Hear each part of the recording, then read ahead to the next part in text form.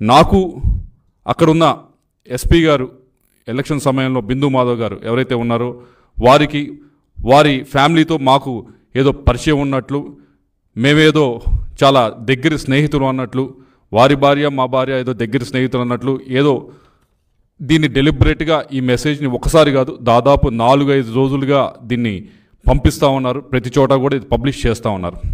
దీన్ని సిట్ వారిని కోరుతా ఉన్నాం, మా వైపు నుంచి క్షుణ్ణంగా పరిశీలించండి, మా కాల్ డేటా తీసి పరిశీలించండి.